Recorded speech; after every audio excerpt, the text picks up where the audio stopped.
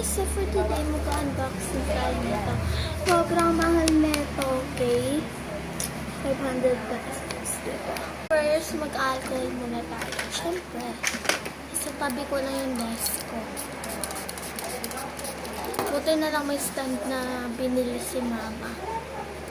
Small scissors muna yung gagamitin ko kasi wala yung aking big scissor.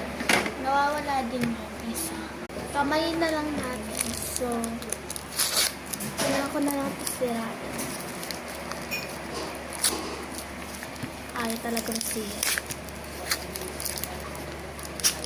Hindi ko alam kung anong design ko eh. Hindi talaga ito siya yung DIY ko lang. Hindi yun ganun. Pinili ko talaga to.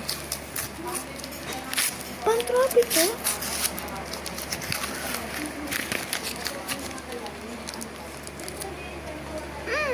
Sulit ang pagbayad ko dito.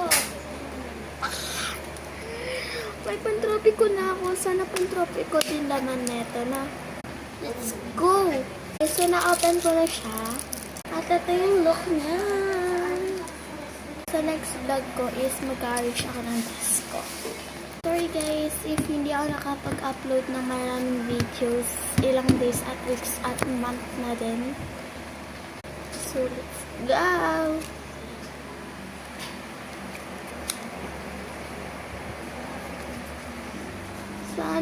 Sana holographic. Ay, hindi pala holographic yung pan-tropic. Ano to? Seller! Bakit Blackpink binigay mo eh? Bakit Blackpink to? Naiinis ako sa seller ha. Naiinis ako. Ang ganda na Jose! Hindi ko ito bibigay. May holographic pound yan. So, lagay na natin. Baka hindi to 55 pieces hassle. 1, 2, 3, 4, 5, 6, 7, 8, 9, 10. 1, 2, 3, 4, 5, 6, 7, 8, 9, 10. 1, 2, 3, 4, 5, 6, 7, 8, 9, 10. 1, 2, 3, 4, 5, 6, 7, 8, 9, 10. 1, 2, 3, 4, 5, 6, 7. Erel, ano to? 55 pieces. 57 pieces. Not 50. Gigigil ako sa'yo seller ha. If gusto niyo makita yung collection ko, mag-ano kayo dyan, mag-like at mag-subscribe.